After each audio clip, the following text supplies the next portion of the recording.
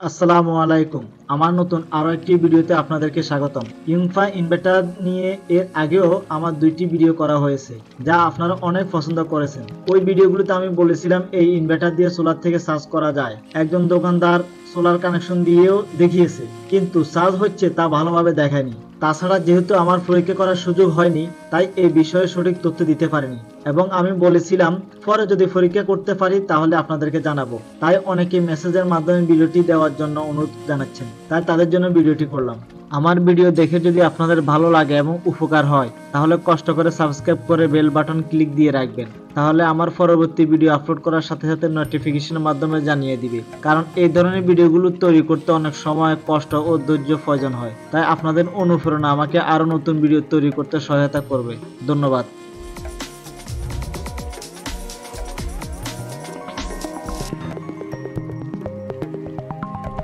দ্বীপ অঞ্চলগুলোতে একমাত্র সোলারের উপরে বেশিরভাগ মানুষ নির্ভরশীল। তাছাড়া বেশিরভাগ মানুষ কম দামে সোলার চার্জার কন্ট্রোলার ব্যবহার করার কারণে ব্যাটারি ঠিকমতো চার্জ হয় না, তাই ব্যাটারি আস্তে আস্তে দুর্বল হয়ে যায় এবং সোলারের লাইটগুলোতে তেমন একটা আলো হয় না, তাই অনেকে পড়ালেখা করতে কষ্ট হয়। সোলারের ফ্যানগুলো সাধারণত সবাই টেবিল ফ্যান ব্যবহার করে, কিন্তু সোলারের সিলিং ফ্যান দাম বেশি হওয়ায় ব্যবহার করা সম্ভব হয় না। এই ইনভার্টার সোলার থেকে ব্যাটারি চার্জ করতে পারবে এবং প্রয়োজনে এই ইনভার্টার থেকে 220 ভোল্ট আউটপুট দিয়ে সরকারি বিদ্যুৎ চালিত TV, LED light, ceiling fan, mobile charge দেওয়া সহ দরকারি বৈদ্যুতিক যন্ত্রপাতি ব্যবহার করতে পারবেন।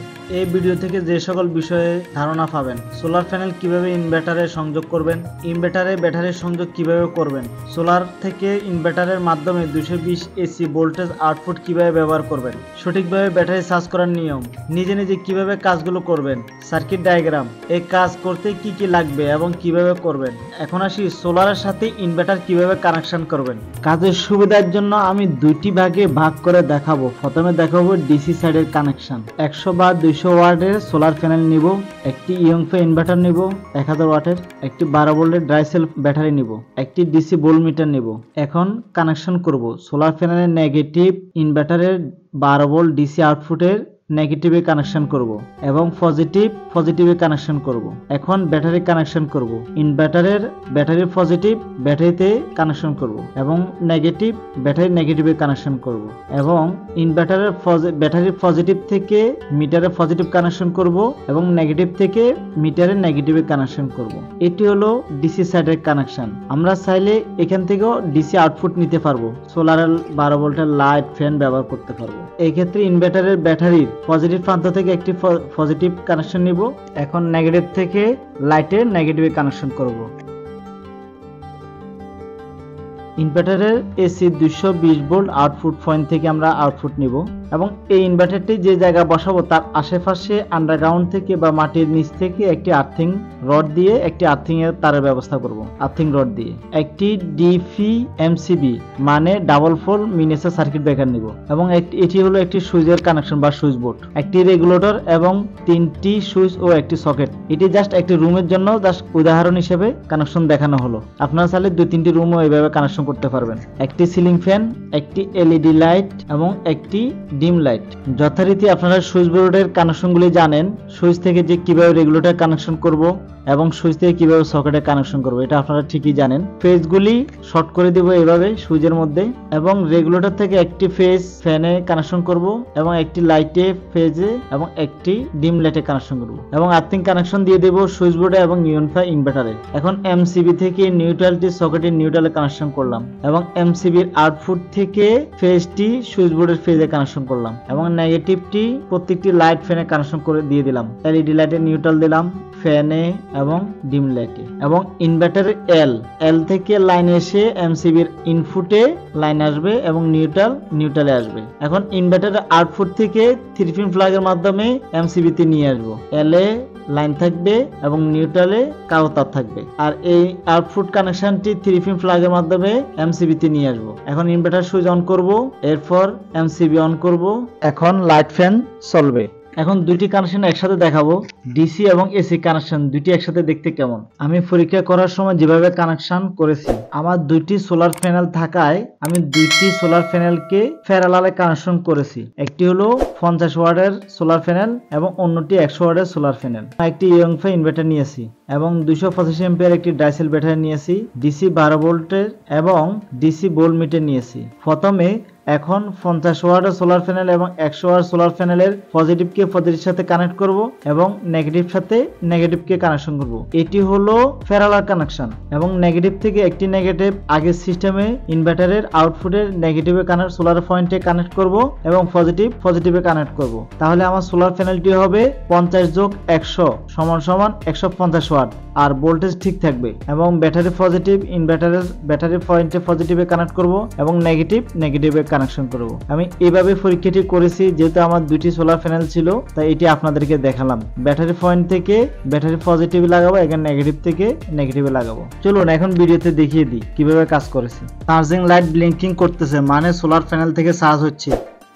এটি হলো সোলার প্যানেলের তার, দুইটি সোলার প্যানেল প্যারালাল কানেকশন করা হলো। এটি হলো পজিটিভ তার এবং এটি নেগেটিভ তার।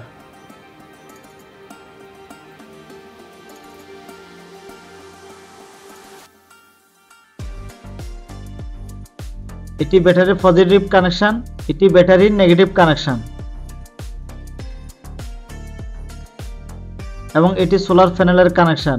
এই সিকন তারটি ডিসি ভোল্ট মিটারের কানেকশন করলাম।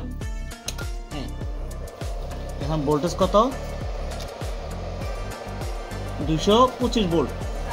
ঠিক আছে, এসি লাইন দিয়ে আমি চেক করব যে এই যে এসি বাল্ব, এসি লাইট, এই যে কারেন্ট চলতেছে। ঠিক আছে, তুমি এদিকে আসো, এদিকে দেখো, এই যে সোলারের কানেকশন, এটা সোলারের কানেকশন, এটা হলো ব্যাটারি কানেকশন। এই যে ব্যাটারি, এই যে সোলার। আমি একটা মিটার লাগিয়েছি, যে মিটারটা এই যে এখানে ভোল্টেজ শো করতেছে, এই যে ভোল্টেজ এই যে ইউজ করতেছে এই যে। আর এটা হলো ব্যাটারি কানেকশন, এই যে ব্যাটারি কানেকশন দেখা যায়। এখন আমি এটা বন্ধ করে দিলাম, বাইরে অনেক রোদ।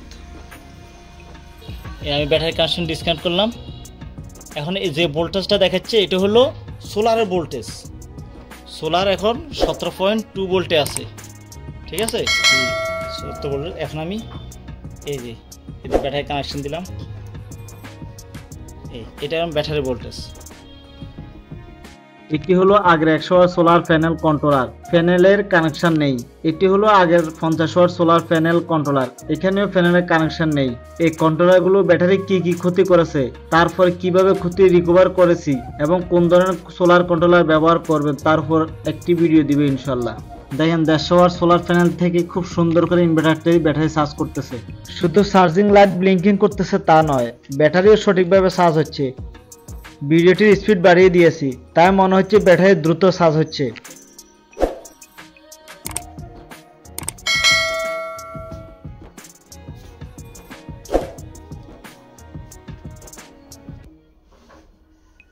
ব্যাটারি প্রায় ফুল চার্জের কাছাকাছি, তাই চার্জিং লাইটটি স্লো ব্লিঙ্কিং করতেছে। এখন 14.7 বা 14.8 এ হাই ভোল্টেজ কাট হয়েছে।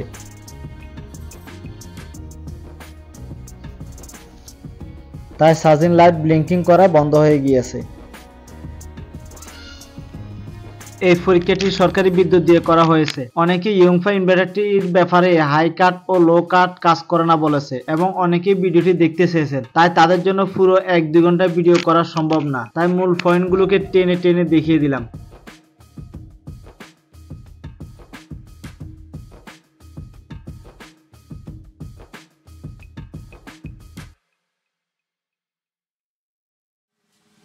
এখানে দেখেন ব্যাটারি প্রায় ফুল চার্জের কাছাকাছি, তাই এলইডি লাইটটি স্লো ব্লিঙ্কিং করতেছে, কিছুক্ষণ পরেই হাই কাট হয়ে যাবে।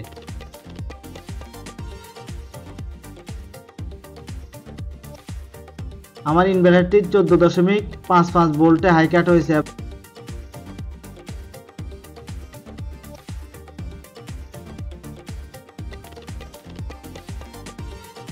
এবং 10.37 ভোল্টে লো কাট হয়েছে।